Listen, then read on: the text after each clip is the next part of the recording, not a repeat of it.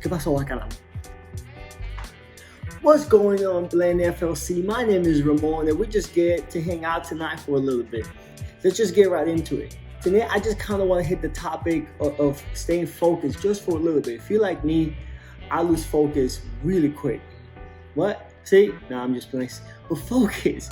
I mean, sometimes there's so many things that could take the focus away of what we try to accomplish, what we try to do, where we're trying to go. So to talk about that, we're gonna look at the story of when Jesus walked on water. So let's get right into it. So in Matthew, this is a story about Jesus walking on water, which is actually happened after Jesus fed the 5,000 people with the 5 loaves and the 2 fish. That's another great story. Go check it out. So after that, the Bible says that Jesus sends the disciples in the boat. He sent them to the other side. Jesus went to pray. He sent the disciples out. And the story picks up where the boat, the waves, the wind, there's a storm. It just beating the boat left to right. Disciples are starting to worry. And think about it, this boat was like 26 feet long. It wasn't very big, had 12 people in it. It wasn't no yacht. It wasn't covered. So just imagine being out in the storm or out in the sea and this crazy storm just raging. So this is where the disciples are at. So they get to this part and the Bible said that they're starting to be afraid and they see Jesus walking. And they're like, yo, where's a ghost? And Jesus is like, bro, chill out. It's me, Jesus. It's Jesus. But it's crazy because sometimes that's kind of where we start to get afraid when stuff in our life starts to get rocky. Our vision gets a little blurry. They hear talking about this, Jesus is the ghost, where they, in fact, know that was Jesus. So the story picks up right here in Matthew 14, 28 and 29. And Peter answered him, Jesus. He said, Lord, if it's you, let's stop right there. See, Peter was like the outspoken of the disciple. He was like the loudmouth. And I'm sure some of us can relate to that. But he said, if it's you, it's almost like he's testing Jesus to see if it's really him. Who's been there? I know I have. Sometimes I'm asking questions like I'm testing him, like if it's really you. He said, if it's you, command me to come on the water. He said, come. So Peter got out of the boat and walked on the water and came to Jesus. First of all, you gotta give Peter props though, because he was one out of 12 disciples that decided to speak up. So you gotta give him. He kind of took a little bit of a leadership role, and also this is kind of a sidebar. Sometimes that kind of reminds me. Sometimes we're in a storm. Sometimes by ourselves. Sometimes with other people, and we start to lose focus. Sometimes we are the ones that need to rise up and take that leadership position and start asking the questions and start doing the things that we need to do to try to make things better around them. So you gotta give Peter props. And the second thing was he asked Jesus for something specific.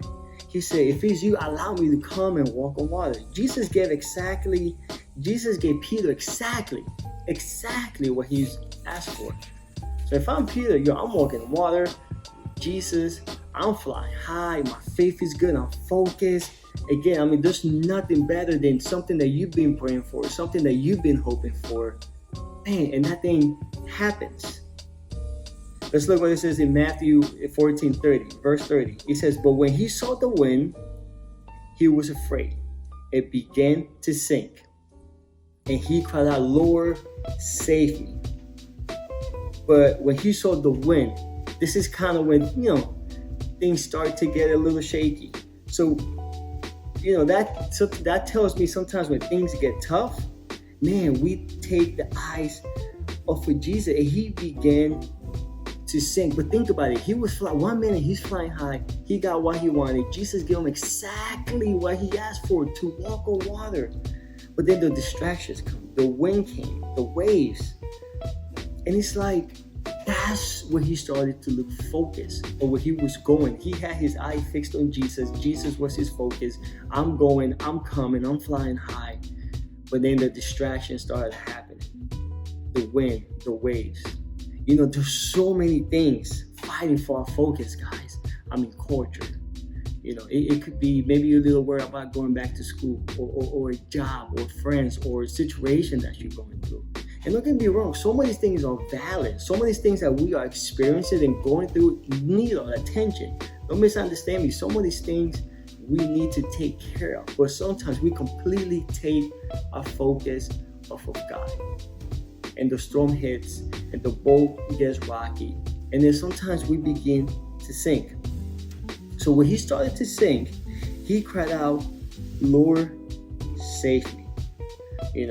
That's the key there. Because again, sometimes we can be quick to forget all the things that Jesus has done, and Jesus has done for us. And I've been there. Sometimes I get the attitude of, man, God, what have you done for me lately? I'm just being honest. Sometimes we just lose focus and we forget of the amazing things and what that Jesus has brought us and where we are today. But he said, he sank and he cried out, Lord, save me.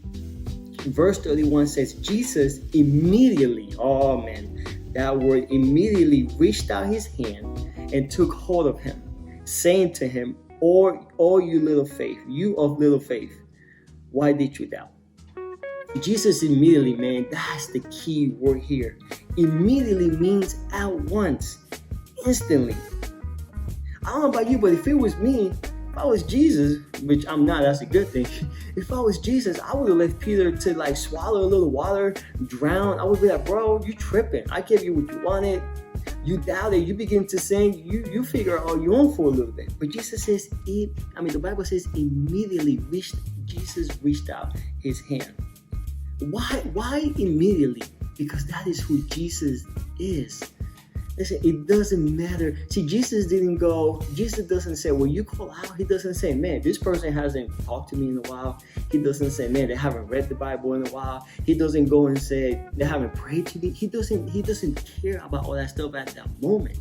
He says, my son is in trouble, my daughter's in trouble, they're calling me. He immediately comes. It's just like a direct flight, no layover, no delays, no nothing. He comes straight to you when you call him. Man, and that is the beautiful part. Immediately. See, Peter lost his focus.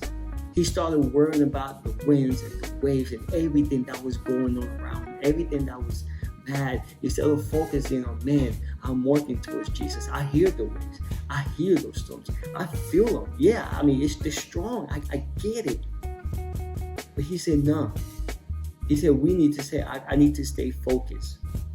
But that's beautiful, because even when we lose focus and we come back in Jesus immediately, I know I'm saying that word repeatedly, but immediately he came, no hesitation, no delay. Verse 32 says, and when they got into the boat, the wind ceased, and those in the boat worshiped him and said, truly, you are the Son of God. Like I said before, if you're like me, man, I lose focus sometimes. I lose focus of what's important, and it's my relationship with God through Jesus. I lose my focus on Jesus, and I just start worrying about so many other things that I can't do nothing or I can't control. But they said when Jesus came in the boat, they invited him back. The storm calm. And I see that as us refocusing on Jesus and inviting Jesus back into my life. Just saying, Jesus, I know I messed up. I know I haven't been giving you the attention you deserve. But I'm going to refocus today. I'm going to refocus my life back on you.